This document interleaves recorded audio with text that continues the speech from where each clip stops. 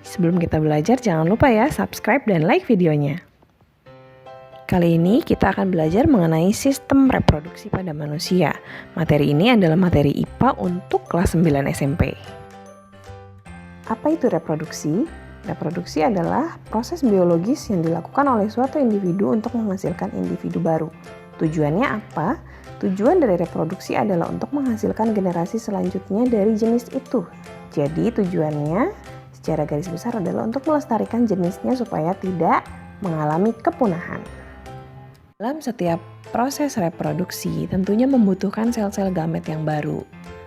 Ya, jadi kita harus selalu melakukan pembelahan sel atau penggandaan sel dan menghasilkan sel-sel gamet yang baru. Proses pembelahan sel itu ada dua macam. Yang pertama mitosis dan yang kedua adalah meiosis. Apa perbedaannya antara mitosis dan meiosis?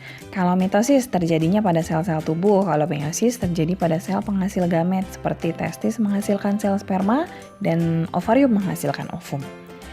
Sel anak yang dihasilkan oleh mitosis itu identik dengan sel induknya, sama-sama memiliki jumlah kromosom yang diploid atau 2N. Kalau sel anak dari pembelahan meiosis itu kromosomnya hanya setengah dari kromosom sel induknya, jadi berarti sel anaknya haploid. Pembelahan mitosis hanya satu tahap sehingga sel anak yang dihasilkan hanya dua, satu membelah jadi dua. Sementara kalau meiosis pembelahannya dua tahap, jadi sel anak yang dihasilkan ada 4. Kalau mitosis untuk menggantikan sel-sel yang rusak dan pertumbuhan, kalau meiosis untuk menghasilkan sel gamet.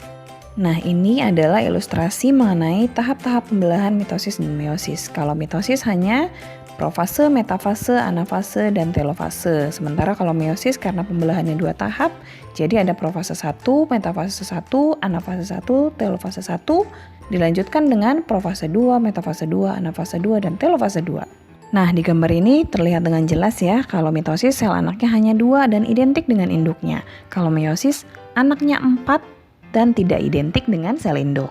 Nah, untuk proses pembentukan gamet, itu namanya adalah gametogenesis.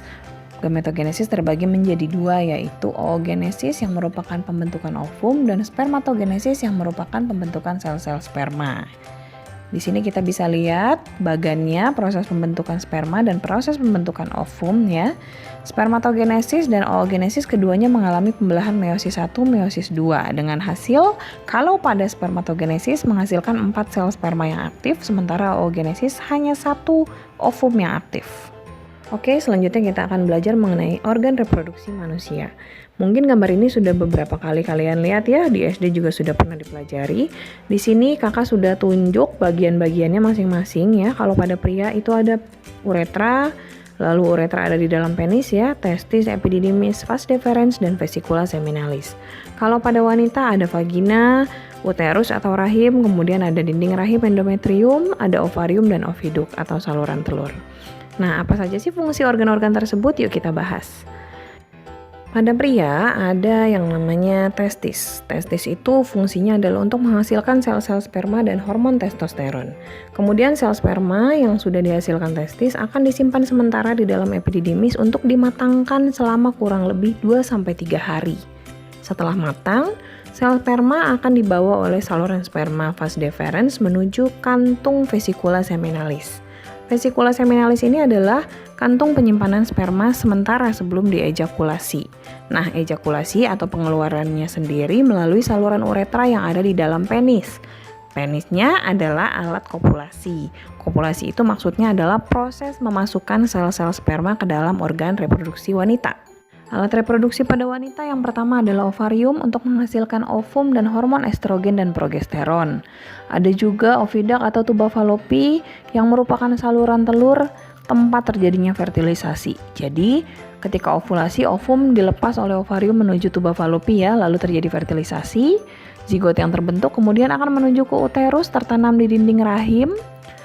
Pertumbuhan embrionya terjadi di dalam uterus, lalu ada endometrium yang bertugas untuk menjaga kehamilan dengan menebalkan dinding rahim dan ada vagina yang merupakan alat kopulasi.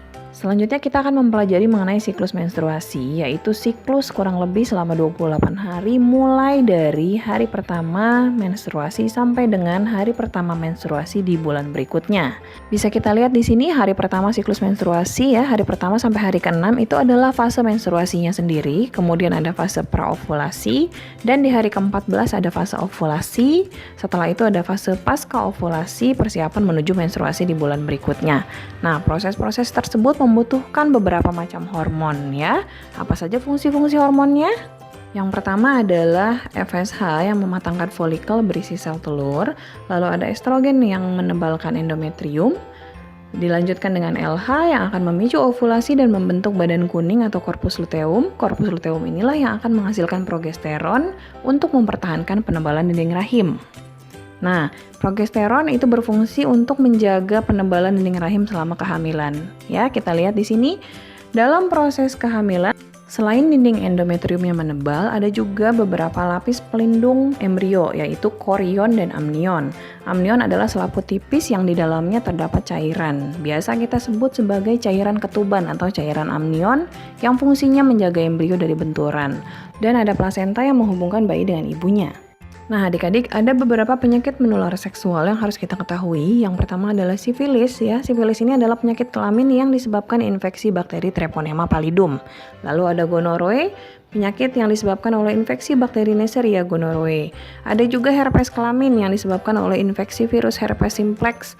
Dan ada AIDS ya. AIDS ini adalah penurunan kemampuan sistem imun akibat virus HIV, dan penularannya salah satunya adalah melalui kontak seksual. Jadi untuk menghindari penyakit-penyakit ini, kita harus menghindari yang namanya seks bebas, dan kemudian kita juga harus menjaga kebersihan dan kesehatan alat kelamin kita. Organ-organ kelamin itu harus selalu dijaga kebersihannya ya. Oke adik-adik, selesai sudah materinya, semoga bermanfaat ya. Terima kasih untuk yang sudah menyimak. Tetap semangat belajarnya ya.